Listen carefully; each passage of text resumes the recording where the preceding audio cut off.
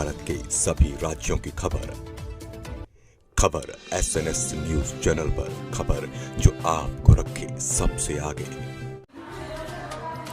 गाजीपुर में आंगनबाड़ी एवं सहायिका एसोसिएशन के प्रदेश अध्यक्ष गीतांजलि मौर्य का दिनांक 28 सितंबर 2025 को विकास भवन के पास भव्य आगमन हुआ। इस अवसर पर समस्त ब्लॉकों के आंगनबाड़ी एवं सहायिका सदस्य बड़ी उत्साह एवं जोश के साथ प्रदेश अध्यक्ष का माल्यार्पण एवं स्मृति चिन्ह देकर स्वागत अभिनंदन किया। अपने संबोधन में गीतांजलि मौर्य ने कहा कि 62 वर्षों की सेवा अवधि के बावजूद आंगनबाड़ी महिला बिना पेंशन, ग्रेच्युटी और सामाजिक सुरक्षा की सेवा से मुक्त हो रही हैं। वर्तमान महंगाई को देखते हुए उनका मानदेय अत्यंत कम है, जो उनके घरेलू खर्चों को भी पूरा नहीं कर पाता। उन्होंने आंगनबाड़ी कार्यकर्ताओं से आह्वान किया कि वे 5 अक्टूबर 2025 को लखनऊ में आयोजित 1 दिवसीय धरना प्रदर्शन में अधिक से अधिक संख्या में पहुंचकर इसका समर्थन करें और सफल बनाएं। इस मौके पर जिलाध्यक्ष चंद्रप्रभा सिंह, शहर जिला अध्यक्ष आशा पटेल, महामंत्री अंजू चतुर्वेदी, रीता देवी, चंपा देवी सहित अनेक आंगनबाड़ी कार्यकर्ता उपस्थित थे।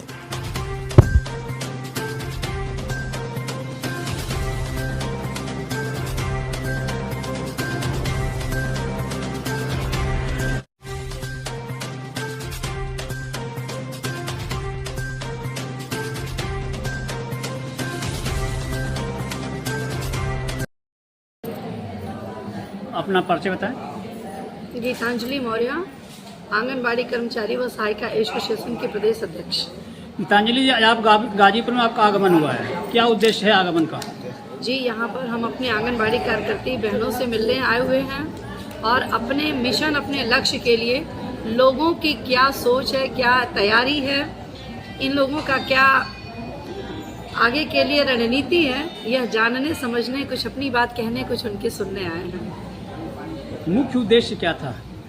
जी, मुख्य उद्देश्य है कि हमारा 5 तारीख को लखनऊ के इको गार्डन में एक कार्यक्रम है, एक महासम्मेलन, एक संगोष्ठी, जो इस बार 1975 में जो हमारे आंगनबाड़ी ICDS विभाग की स्थापना हुई थी, 2025 में 2 अक्टूबर को 50 वर्ष पूरे हो रहे हैं। चूँकि 2 अक्टूबर को दशहरा होने के नाते इस कार्यक्रम को हम लोग जो 50वीं वर्षगांठ मनाने जा रहे हैं, उसको हम लोगों ने 5 अक्टूबर को किया है। उस 5 अक्टूबर के लिए हम अपनी बहनों को आमंत्रित करने, बताने और निवेदन करने आए हैं। गीतांजलि जी, देखा जाए कि आंगनबाड़ियों को कार्य करते 50 वर्ष हो गए, लेकिन सरकार अब तक इनके मानदेय पे कोई विचार नहीं कर रही। इस संदर्भ में क्या कहना चाहेंगे? जी बिल्कुल, ये बहुत सही बात है। चूँकि देश की आधी आबादी कही जाने वाली ये महिलाएं, जो देश के विकास में इनकी बराबर की भूमिका रहती है, कहते हैं कि जाग जाएं अगर देश की नारियां, युग स्वयं ही बदलता चला जाएगा। तो ये महिलाएं हैं। महिलाएं अभी तक क्या है कि ये अपने लिए नहीं सोचती रही है, दूसरे के लिए सोचती रही, लेकिन विभाग में अपने लिए भी सोचने पे सरकार ने मजबूर कर दिया है। आज तक अनरेडियम पे रखा, 2 हिसाब से कम मजदूरी तय होनी चाहिए, या तो महंगाई के हिसाब से या तो कार्य के आधार पे, लेकिन ना कार्य के आधार पे हमारी मजदूरी है और ना तो इस महंगाई के हिसाब से।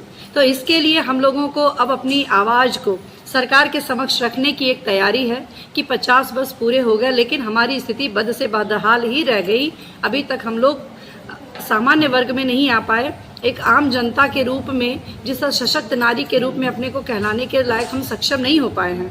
तो इसके लिए एक तैयारी हम लोगों की है कि अगर सरकार हम लोगों को यूं ही अनदेखा करती रही तो ना जाने कितने सरकारें आएंगी और जाएंगी, उनको भी हम लोग ऐसे ही अनदेखी करके और हम अपने लक्ष्य के ओर आगे बढ़ते चले जाएंगे। गीतांजलि, देखा जाए कि आपके विभाग के पदाधिकारी खुद आपके आंगनबाड़ियों का शोषण करते हैं, इस संदर्भ में क्या कहना चाहेंगे?